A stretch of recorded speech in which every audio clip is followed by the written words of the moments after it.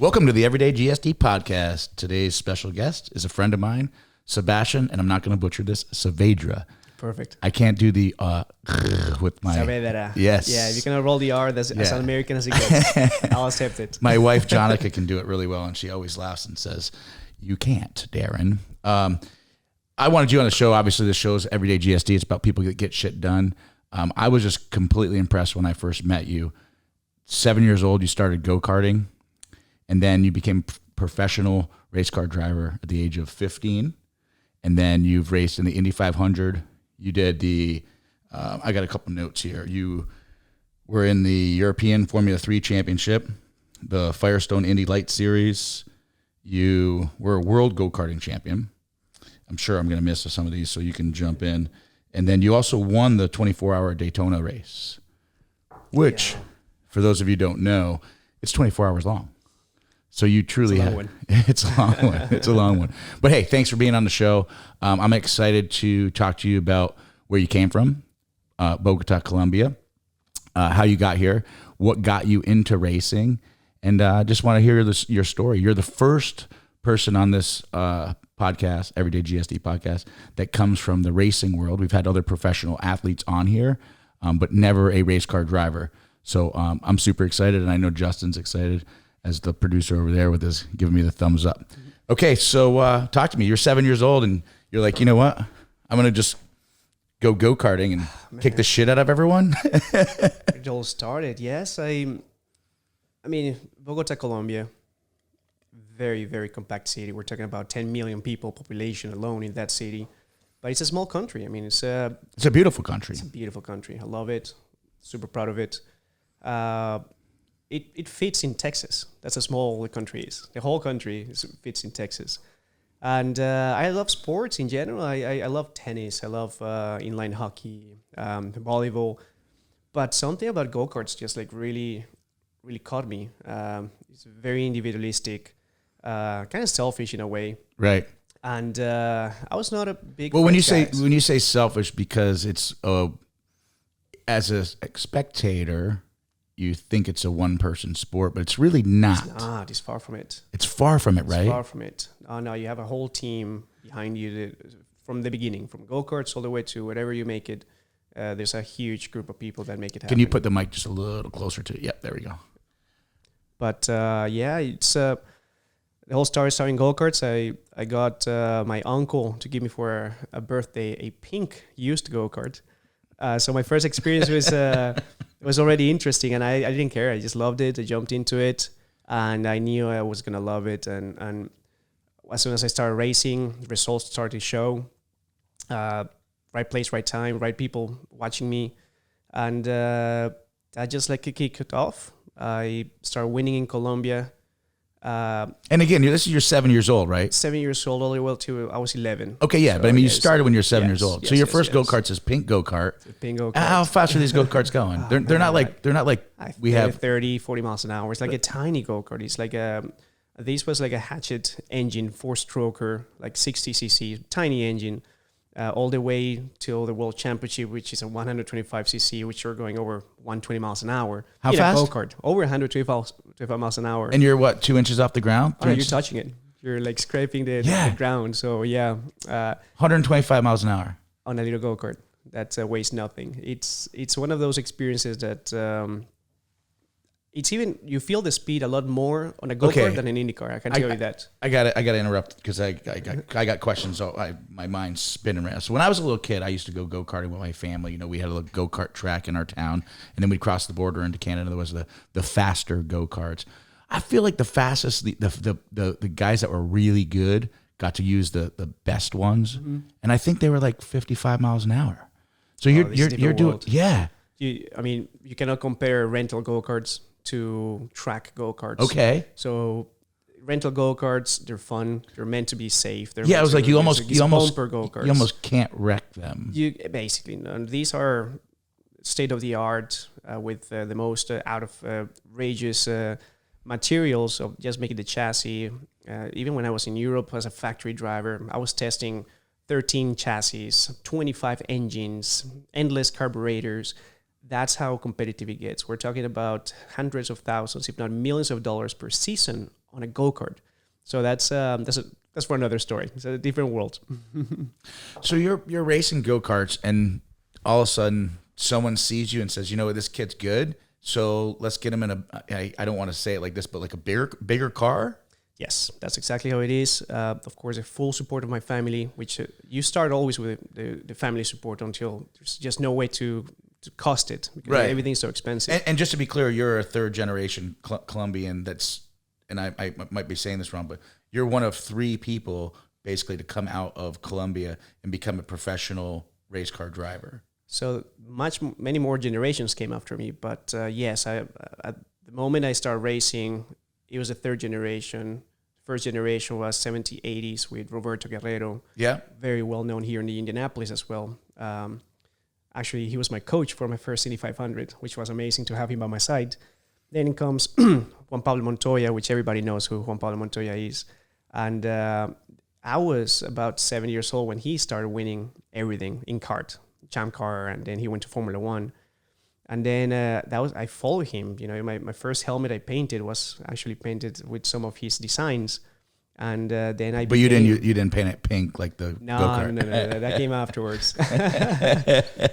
And then I was the first 1990s baby to be in the Indy 500, and 18 years old started that next generation. As you know, I've been to the Indianapolis 500 multiple times, and for us in America, well, in the world, it's the largest sporting event in the world, right? Single standing sport event. Everyone knows that, right? Not for US, the whole world. The whole world, yes, right? Yes. You know, and in the city of Indianapolis, basically for the month of May is about the Indianapolis 500. It's amazing. You know, 500,000 people come to town. How popular is the Indy 500 in Colombia? Massive. Okay. Massive. It's so you're a kid in Colombia and you knew about the Indy 500. Oh, absolutely. We would follow Formula One. We would wake up at 4 a.m. if we have to, just to watch the races in Spa, watching Montoya or anybody race in Europe. And then Indianapolis 500 was always static for us. Like right. Roberto Guerrero, 1993, pole position, Cedar. And then all of us had just, even 2014, we had, I believe, 4 Colombian race car drivers at the Indianapolis 500. So 4 racers at the same event. So it is huge for us to. And when you say pole position, that's the top seed. The top seed to start the event. Right. So you qualify, and whenever you qualify, you begin the event. And then, yes.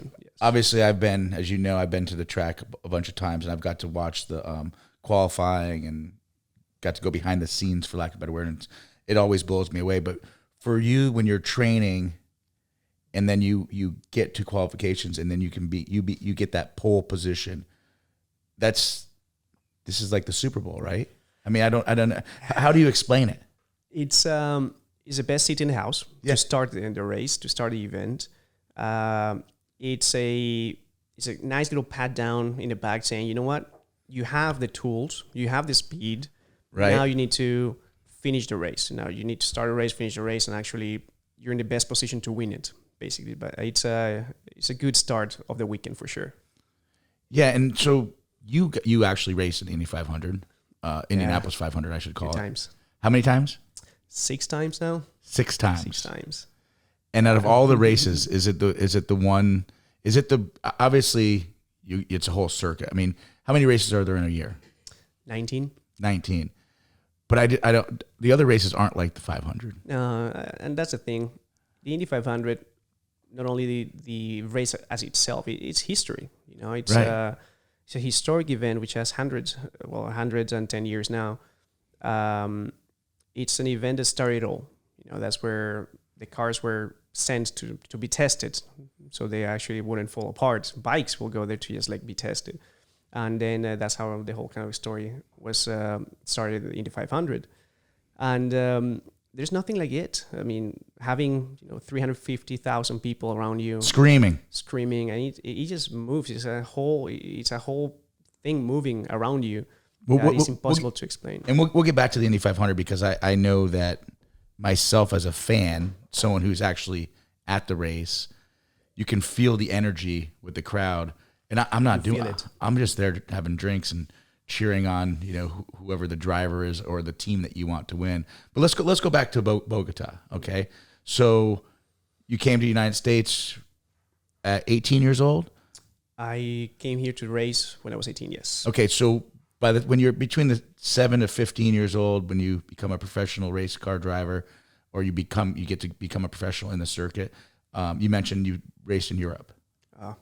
A lot happened in between, for sure. Okay. Yeah. So let's peel this onion back a little bit. So again, right place, right time. People are checking me out. Then I was sent to Brazil, which is the highest competition, racing competition in South America, and it was a big moment, just because you come in from winning everything in Colombia, Venezuela, neighboring countries. And then you go to the highest standard in South America, which is Brazil. And then I got my ass whooped. It was a big reality check, man. I thought that was the shit, and I was not. I was very, very quickly put down to realize that I needed to perfect my craft and put more time on my craft and understand the aggressive level that the Brazilians will bring, which was going to prepare me for the next challenge, which was Europe. Okay. Which is where you become a world champion. So Brazil was a 3-year. I lived in Brazil for 3 years in Sao Paulo, and I became a racer in Brazil, I would say. As much as I appreciate my years in Colombia, like that only motivated me to be a racer, but to become a racer, I had no idea the path that I needed to, which it all started in Brazil. So when I managed to start winning races in Brazil, when I started really being part of this amazing racing culture, that's when I got finally the chance to become a factory driver in Europe. And what does that mean, a factory driver?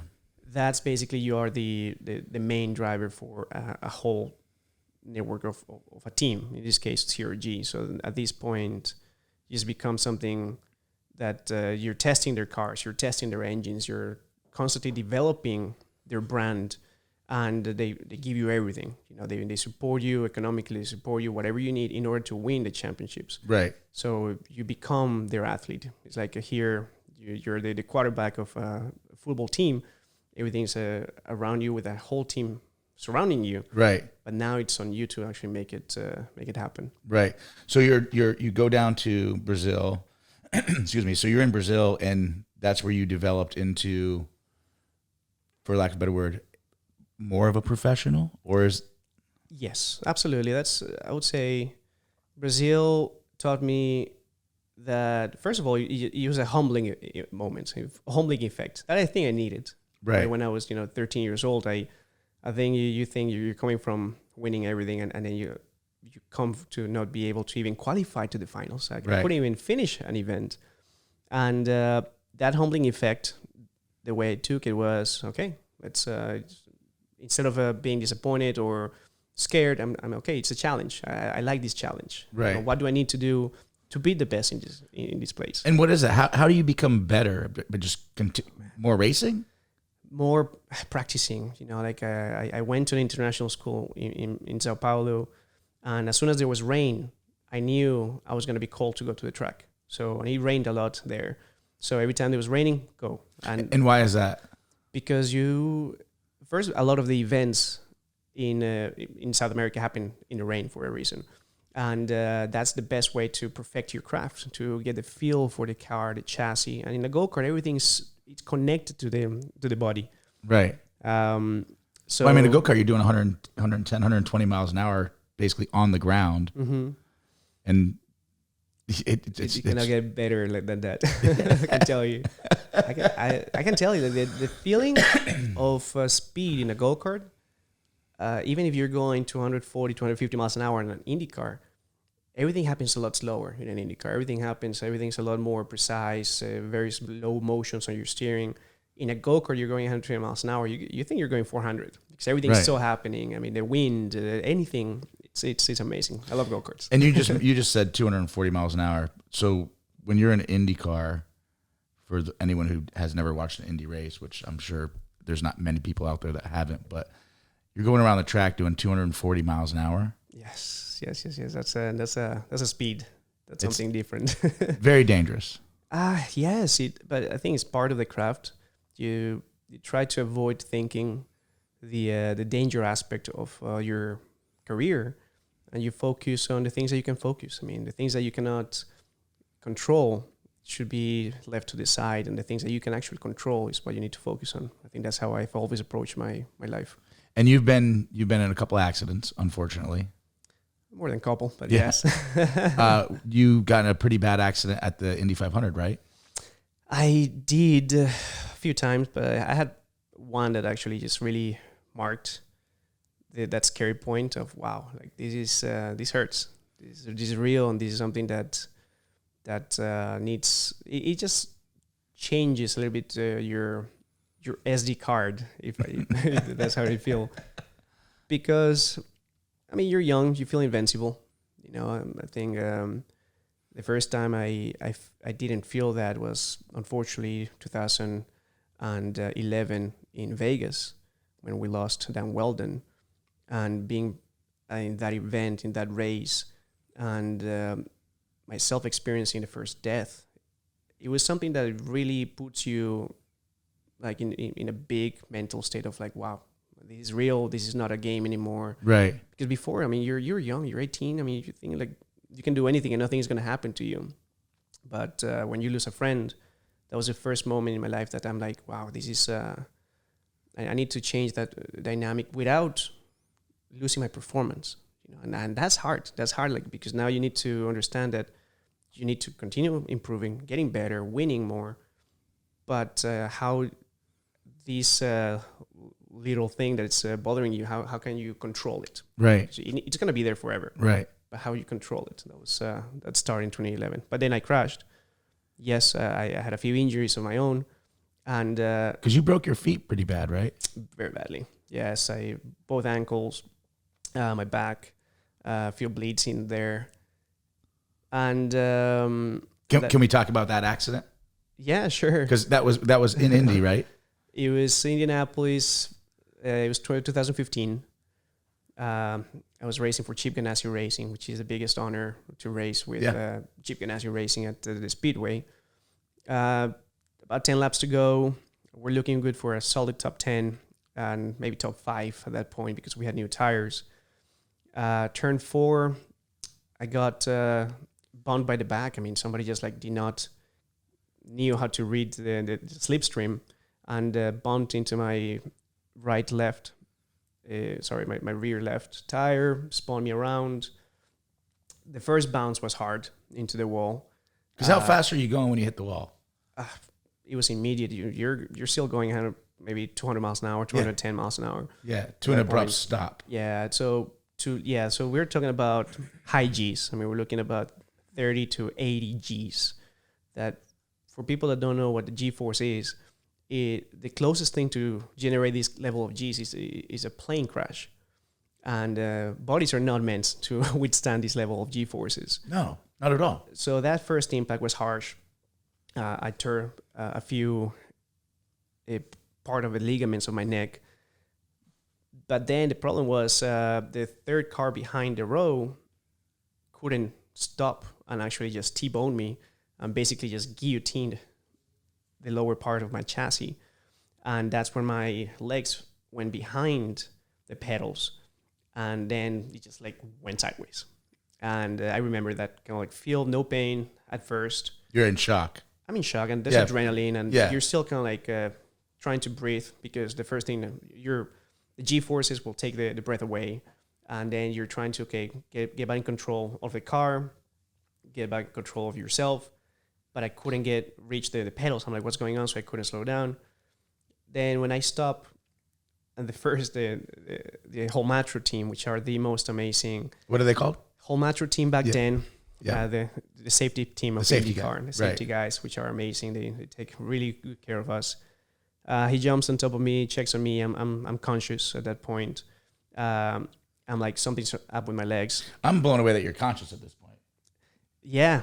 At that point, because I've been unconscious because of impacts, but this time, I think the impact was in such a way that I was just like turning around so many times, right, that I didn't lose consciousness. But I knew something was up with my legs. and that's when they saw that my feet were basically backwards. And I just remember the safety guy is like, oh boy. I'm like, don't do that, man. The guy looks at me like, oh boy. I'm like, look at his face. yeah. And I'm like, this is not good. This is not good. And then he, so at that point, the pain started to come to the point they had to start injecting me with morphine through my nose. I'm not laughing at the injury No, like, by any means. Please laugh. You know I'm not laughing if at I'm the here, injury. let's please laugh about it, because I'm here and I'm live and I can laugh about these past experiences. And those the team, the safety team. Yeah, they are good. Amazing. The best in the industry. They better are. than any other series in the world. Yeah. Better than Formula One. Man, they were on top of my car before my car stopped. That's how amazing they are. That within, I would say, less than 30 seconds, they are on top of the driver that is in need, already seeing what needs to be done. And right now we have a lot of technology. Like we have earbuds inside our ears that are not only used for communication, but they have G sensors and gyroscopes to see the level of Gs that your head withstand, and it tells them a little bit more information of how to approach you. Our helmets have airbags to actually take the helmet out without injuring. There's amazing amounts of technology nowadays. The hands, which is the head and neck support, so we're incredibly protected. But internally, there's nothing to protect your internal organs or anything, or those are big Gs. But they took amazing care of me, and they got me up and running. And Dr. Drew Hoffman, with he got me up and running nonstop. He put my body together a few times. Big shout out to Allisonville Integrative Services. Yeah, he's good. He's amazing, man. He's amazing. So he's real good. So yeah, that was probably one of those that linger in the back of my mind. Yeah. Mm-hmm. So you don't quit racing?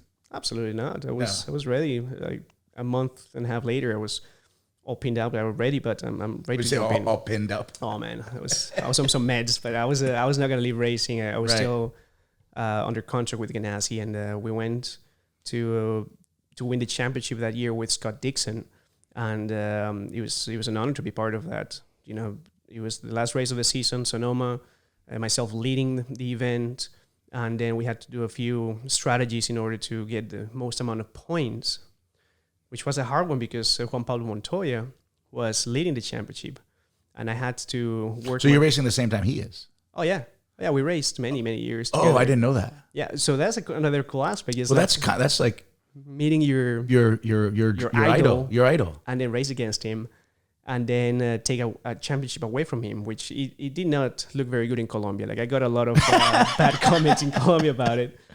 But hey, I mean... But I mean, they should be happy because another Colombian beat him.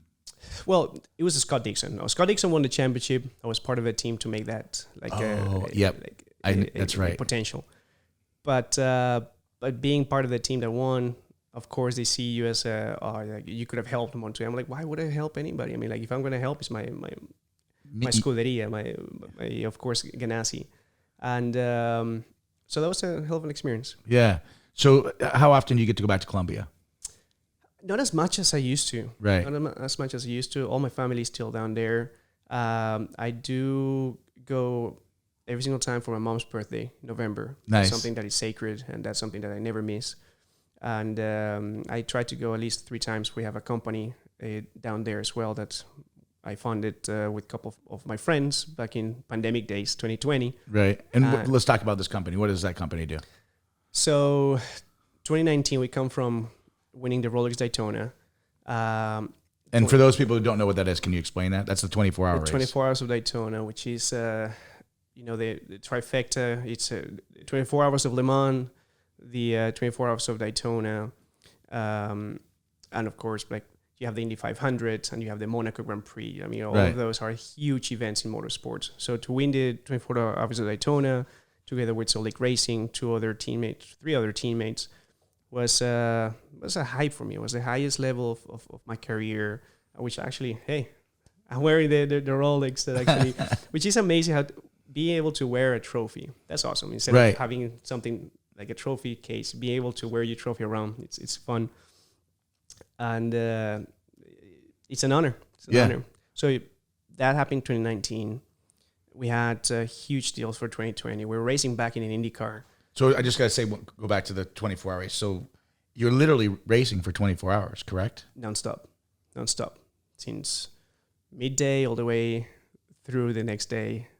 And it starts. And are you being relieved by other drivers? Yes. Your team? Yes. So is someone driving for you're driving for 2 hours at a time, 4 hours at a time, or you're just constantly? It's depending on the strategy.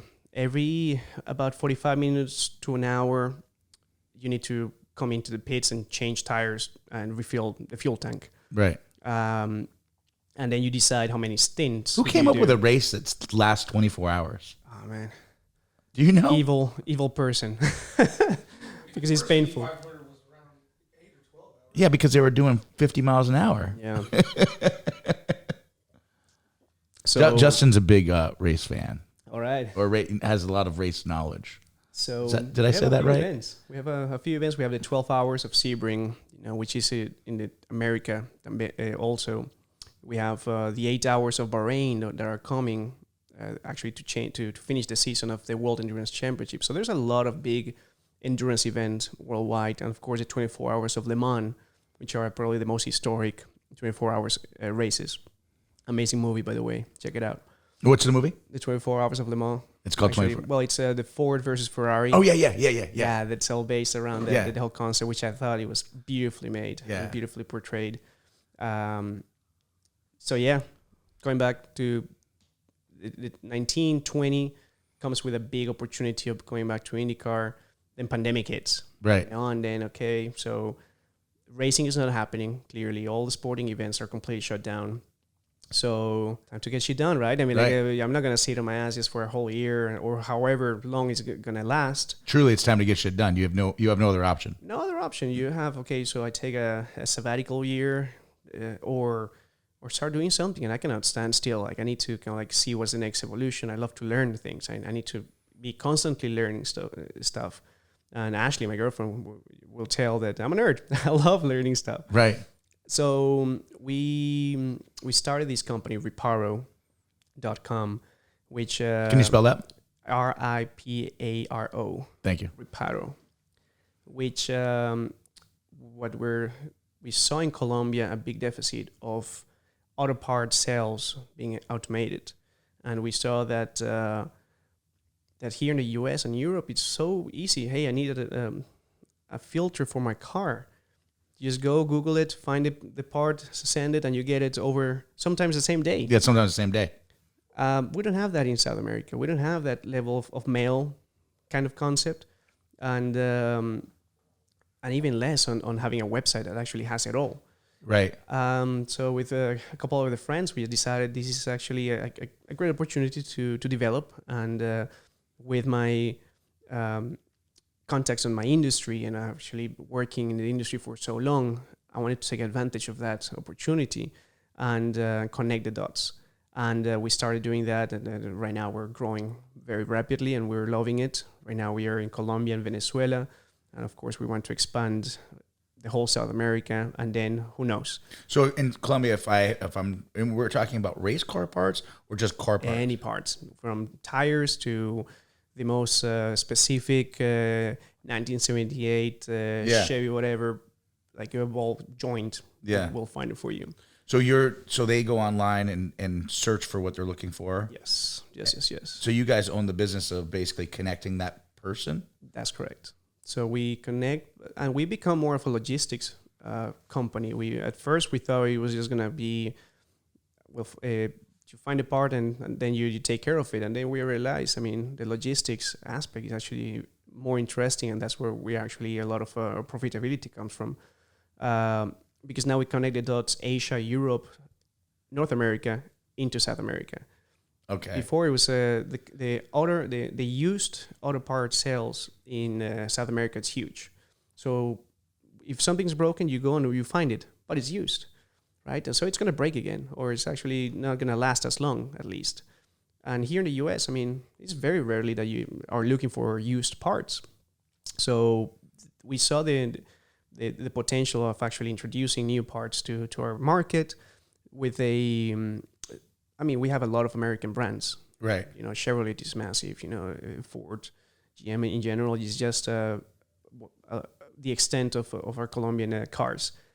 But it's a little bit of an older kind of demographic. We're looking between 80s and 2000s, kind of like where all of these parts come from. So that's where we actually started our niche, and we're doing good. We opened a garage, a specialty garage called Reparo Garage. Okay. And just kind of like to close the circle. So you can actually go into to physical brick and mortar. So you have... and is this in Bogota? This is in Bogota. Yeah. And the way we saw it was two ways. On one end, trying to change that typical Colombian garage, which is not a good experience. It's dirty. They're always trying to kind of like steal money from you. And you know, South American countries, if there's a price, there's a way to actually get it lower or higher. You know, You're always like bargaining. That's it doesn't happen in Europe. Doesn't happen in the US. I mean, the bargaining effect never exists somewhere around here. Yeah, it's interesting because when you and I first started talking one day, we were sitting at a restaurant, and I said, "Yeah, I've been to Colombia," and you were like, "Oh, what were you doing down there?" I was like, "Oh, I used to work. You know, was in the military, blah blah blah." And then I told you that as we got more into the conversation, I didn't tell you right away, but I had told you that I had one of the largest cocaine drug busts in the world, which the cocaine came from Colombia, and I thought it was your answer to me, because after I said, I go, yeah, it was kind of almost not disrespectful, but it was like immediately we started talking about Colombia, and then I bring up cocaine, and you go, you know, Colombia happens. I'm used to it. Yeah, but you said Colombia is good at a lot of things, and one thing we're really good at is producing cocaine, and unfortunately, but it's amazing because there's not necessarily it's harder to make opportunity in some other countries in South America and Central America compared to the United States. But here you are as a 7-year-old kid in Colombia who could have completely went a different direction, but with good family, good upbringing, and family who supported you, you become a professional race car driver. Absolutely. You said it the best way possible. Yeah. I mean, guided by an amazing family, amazing father, amazing mother, and supportive brother and sister. That, I mean, a lot of the funds, the family funds were going and being channeled to my career. Because it's not cheap. It's not cheap. And then you have a brother and a sister. I'm the oopsie. We're 11 and 12 years apart. so let's put it this way, that my brother and my sister were not getting the same opportunities, and they never say anything about it. They were supportive. They never got the chance to do other things because everything was channeled to me, and they saw the opportunity that I had to become a race car driver and perform well worldwide. And that's something that only happens with a good family foundation, and actually that was the case. And this is probably a weird question, but I'm just curious because you know, I grew up playing hockey. It's a very expensive sport, but my parents made sure no matter what, you know, I didn't miss a practice, didn't miss a game. I always had my hockey stick, always had equipment, and they went without to make sure I had so I could continue to play, right? When you start talking go-karts, race cars, and talk about the cost of that, like what I mean, throw a number at me. Like, is that even a question? That's the thing. I mean, I was fortunate enough that go-karts, I was sponsored, and I go actually with factory teams and teams that actually like contracted me to race for them, so I didn't have to pay. But in travel, I mean, I had to pay for travel. So you know, like to go to Europe, you don't get a round trip under $1,000. Even back in the day, it was like probably $3,000. Yeah. Hotels, transportation, food, all these things. I mean, And you said you lived in Brazil for 3 years. I lived in Brazil for 3 years. So was your family there as well? No, it's my mom and I. My mom actually flew to live with me. My dad was like full-blown working to try to maintain me. And my mom came, and we stayed in a house that one of our mechanics actually managed to get us. And we didn't care. I mean, we were not in the best place. I mean, we were close to the racetrack. I mean, and that is all that mattered. So we could actually nonstop be going to the racetrack every single day. And I remember since I was probably 11 till I was 17, there was not one day that I was skipping. You know, when I was in high school in Colombia, I would be done at 2:30 p.m. At 3 p.m. I was already on my way. So I was not a very social kid. Let's put it that. I didn't have a lot of friends, and I didn't care. You said I'm not social and I'm a nerd, as Ashley said. Exactly. I was socially awkward for a long time. Still am. But I loved it. I love racing. I love the aspect of it. And I didn't care spending hours and hours or days just by myself and my team and just putting a helmet on and just doing the craft. And so your company now that's in Colombia and in Venezuela, what's the goals with the company? Keep growing it. Right now it's our biggest goal is full automation, to be able to incorporate the worldwide inventory of available parts and make it so that the customer has a lot of opportunities and a lot of options available, from not only quality but just having that opportunity that we don't have currently. Right. So right now that is our biggest concept, is just making it fully automated. Right now we have a amazing team behind us that are nonstop working, receiving these orders and finding these orders by themselves. I mean, and that is a huge level of inventories that we have to deal with. Millions of parts and millions of part numbers and EQ numbers. And eventually what we want to do, it's for the website to do it itself. Are you kind of like Napa? It's exactly what we're trying to recreate in South America. In a way, it's a bit different just because of the logistics aspect. Right. Because the US, I mean, it's super easy to transport things. Yeah. It's as plain as it gets. Yeah, it's very simple. We're jungle, we're mountains, we're oceans, we're rivers. I mean, that's the challenge that we have. Yeah. That it's not very easy to get one thing from point A to point B. And that's what we realized very early in beginning this. It's on how are we going to manage to break that bridge of how easy it's here to make it in a third world country in this case. Right. And so you started this in 2019, 2020? 2020. 2020.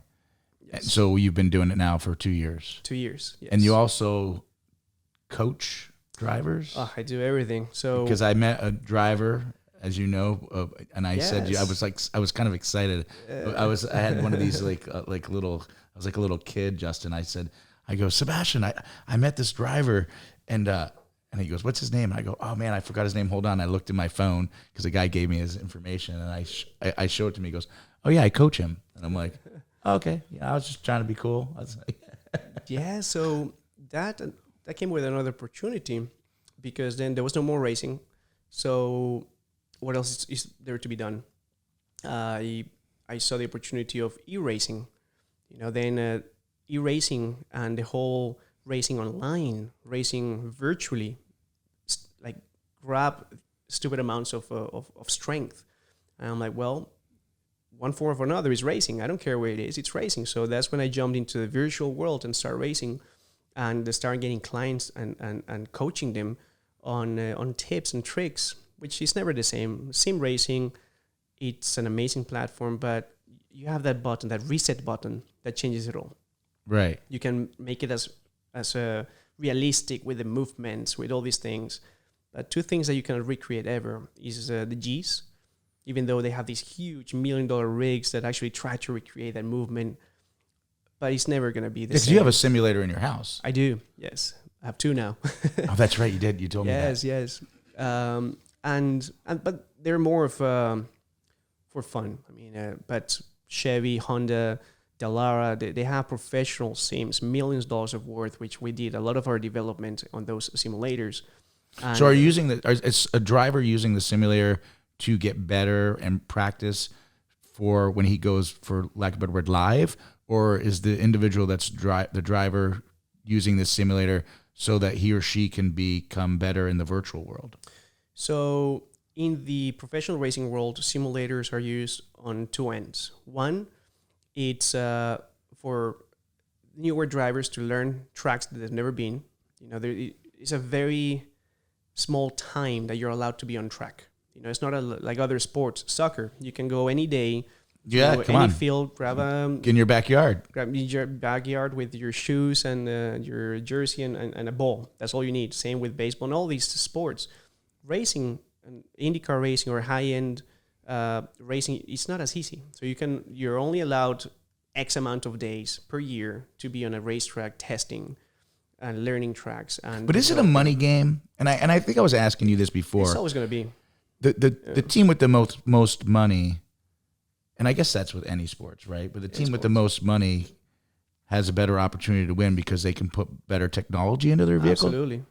And that's why you're always going to see the same teams over and over again performing at the highest level because they are able to do so. But how do they get to be there? Like you race with Results. Ganassi. Yes. This is top notch. The top. Top notch.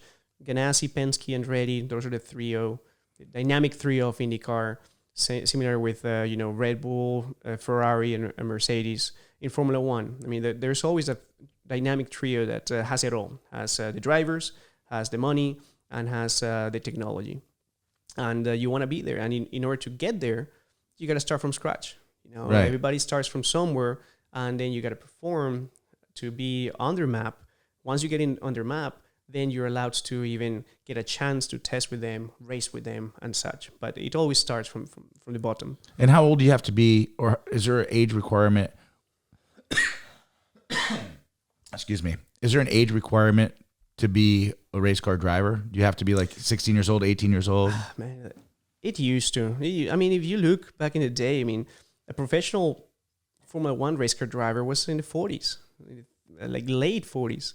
Now, I mean, if you didn't make it at 18, you're old.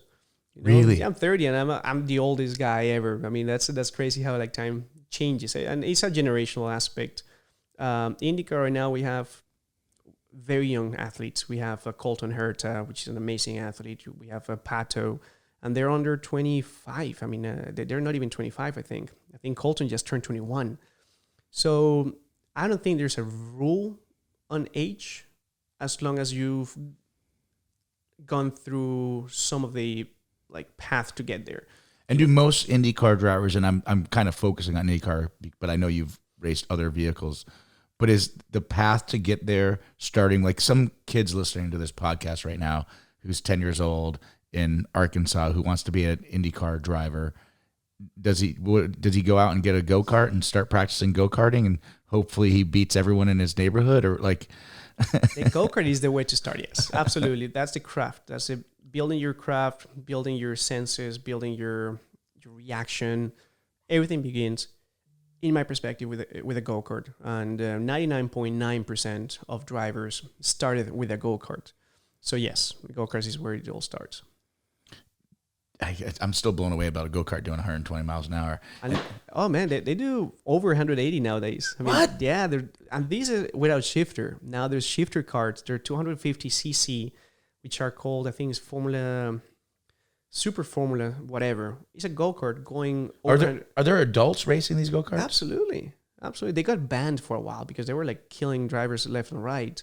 And in Scotland, Ireland, England, they had a championships of these super karts. I got super karts. I feel like I got some dumb questions, but I got to ask them. Dude. So you're 12 years old, 13 years old, right? And you're a go-kart racer. You could be competing against a 30-year-old man or woman. Absolutely.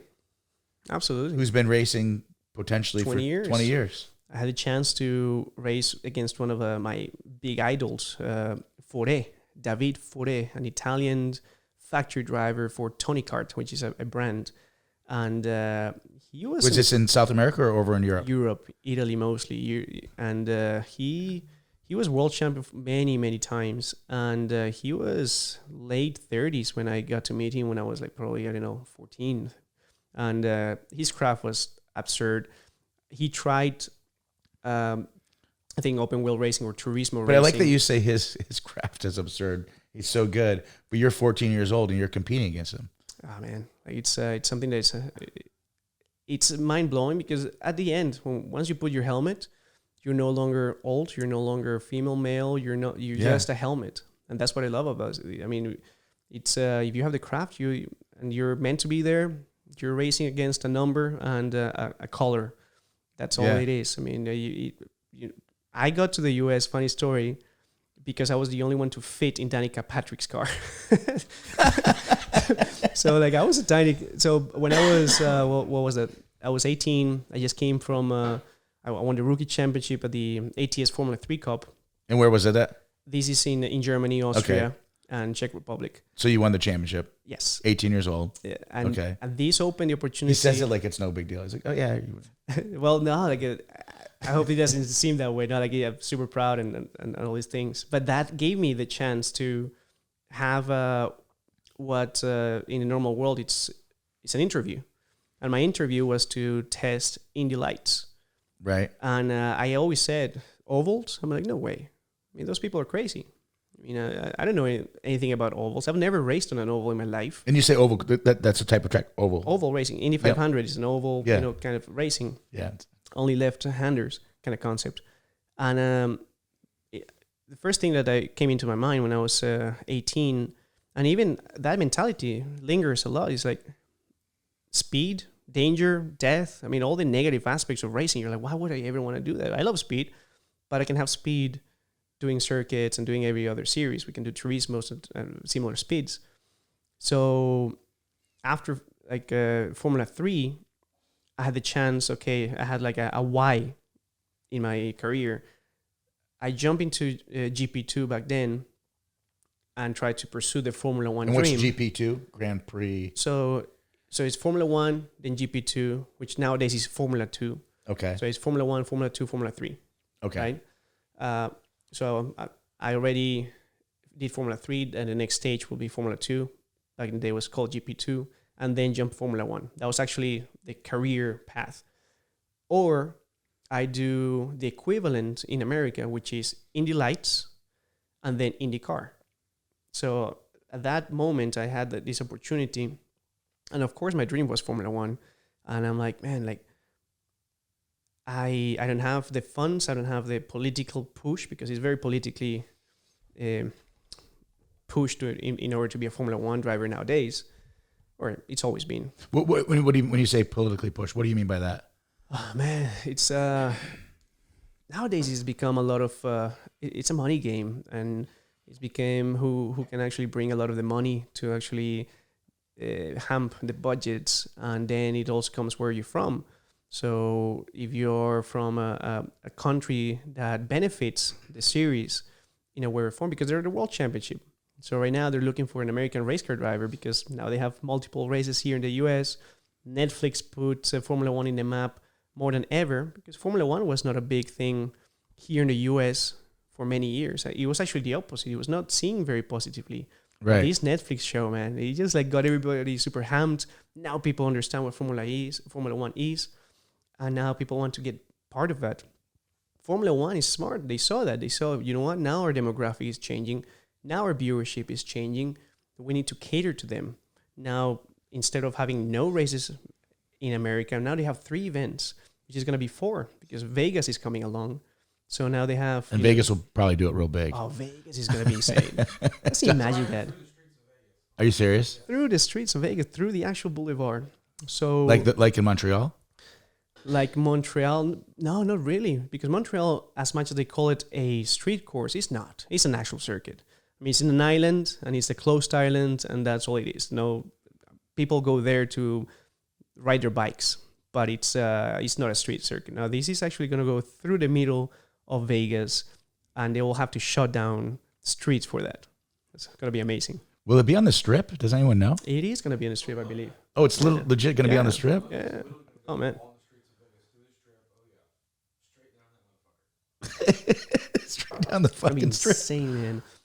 So I heard MGM, it's buying like I don't know how many millions of dollars worth of tickets, because they want to like have the power of that race, and you know now it's gonna be crazy, man. Like I can tell you, Vegas is gonna be impossible to get there. First of all, to find a ticket under 10 grand, but it's gonna be amazing. Will you race it? Oh no, that's Formula 1, different world.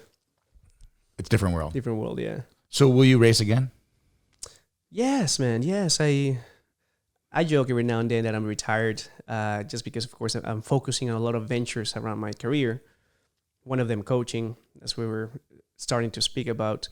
But I mean, my passion is inside a race car. The helmet. My passion is putting a helmet on, and the craft and the competitive aspect and the adrenaline that it doesn't exist personally outside of a race car. And I'm young. I still have so many years to go, and so you'll see me again inside a race car. And you also do. I don't know if it's year round or in the month of May, but you do the 2-seater car. You give rides. So just a random person like myself is your passenger. And how fast are you going? So we're doing about 190 miles an hour, almost 200 miles an hour. Have you ever done that, Justin? Look at his face. It's an amazing gig that, it's a blazing disguise. When nothing's going on, you're focusing on outside of the racing world, but then you get a chance to disconnect and just put a helmet and just go around the magical place as IMS is. And then I started. It's badass there. It's amazing. It's awesome. So I went to Nashville for the Nashville Grand Prix. Because you used to live in Nashville. So Ashley, my girlfriend, is from Pittsburgh, living in Nashville for many years. And pandemic, I was basically living in Nashville. Right. So everything shut down. There's nothing else to do. At that point, why not? So we have like both spots, Indy and Nashville. So when you go back to Columbia, are you like the Tom Brady in Columbia? No, man. I used to be recognized quite a lot. I had a lot of taller hair and stuff. Yeah. Which, the hair was so magical and so important for me. And I got butchered a week ago. Try this new dude, and oh my God, dude, I cannot tell you how pissed I am. The hair shall come back. Yeah. He's gonna look at the picture of you. Yeah, man, I had my hair. I miss it. But Colombia has always been amazing to me. And of course, like, athletes are huge in Colombia. Right. Soccer. Soccer, it's a religion. Yeah. Soccer is a religion. Now the Olympics has become a religion to us, and we have numerous talents on so many weightlifting, cycling. We have Tour de France winner. We have the Giro d'Italia winner. We have such an amazing assortment of athletes in such a small country. And that's something that it just like opens the eye of anybody. Like, it doesn't matter where you come from.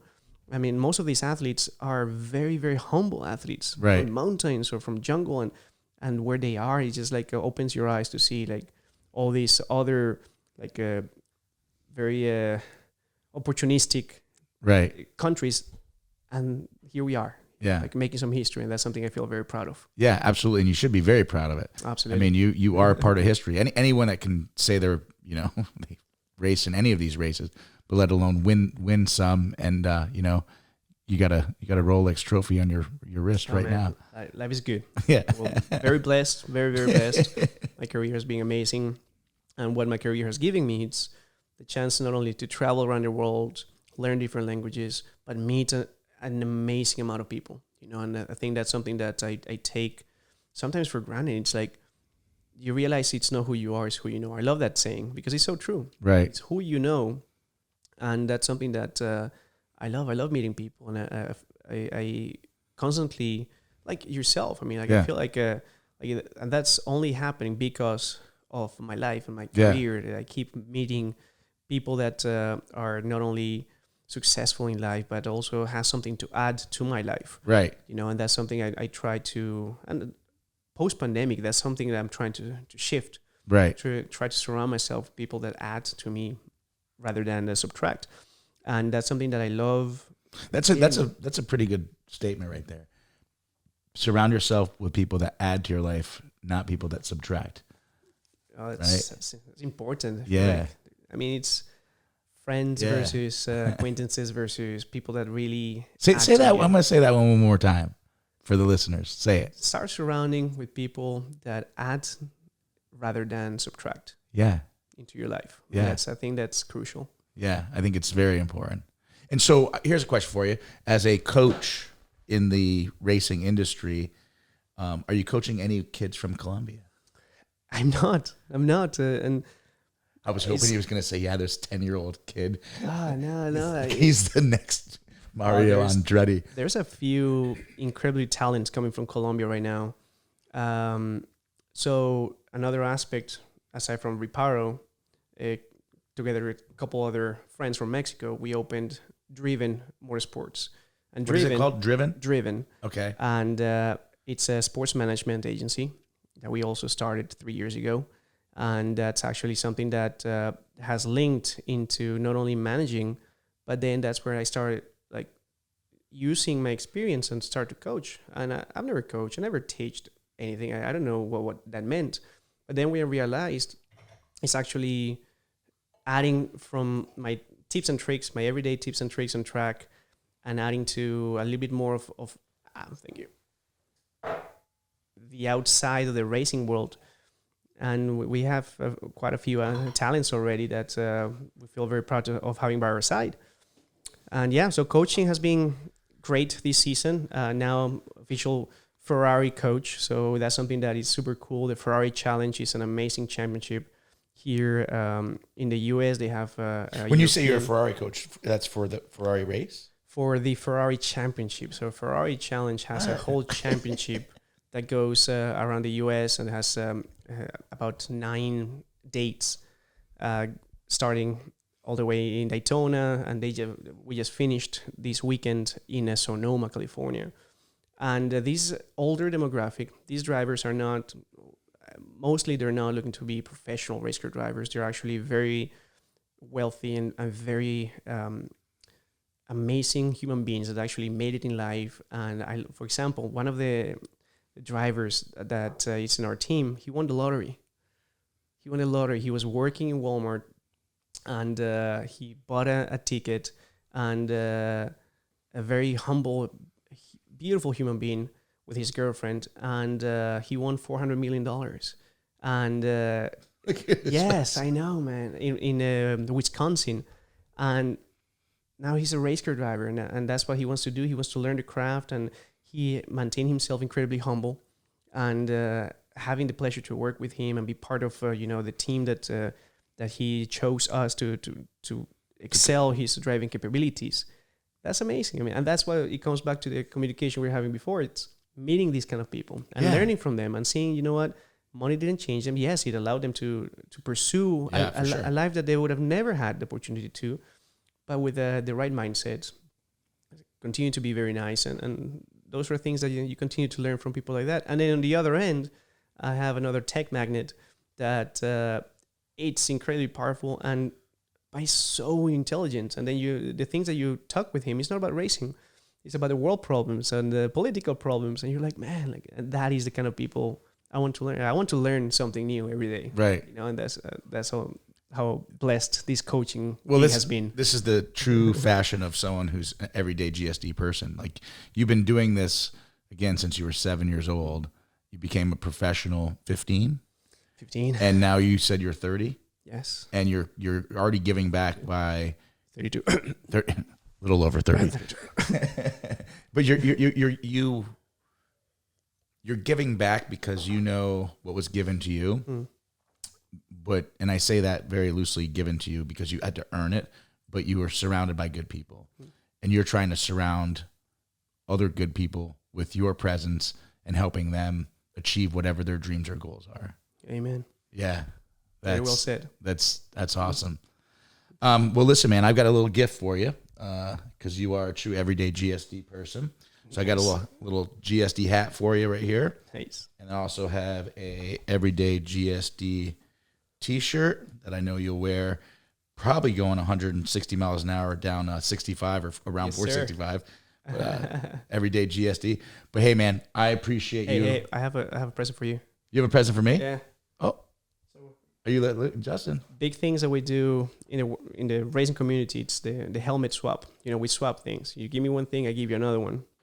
So I saw that you were doing this quite often, and Ashley had an amazing idea. So this is aguardiente. This is a Colombian spirit that it's incredibly Colombian. And here's our swap. Here's for your vibe. Well, I'm a little speechless right now. Normally I just kind of wrap it up, but this is fucking awesome, man. Thank you. That's the first gift I've gotten on the show. And I know this comes from the heart. So I'm thankful. I'm thankful to call you a friend. But I'm more thankful that what you're doing in the community, whether it's the local community or back in your former community with your business, with your, like, as you said, your mindset, trying to help people, and continuing to help people. And I want you to continue living the everyday GSD lifestyle. And thank you for coming on the show, brother. I appreciate you. Thanks for being my man. Thank you.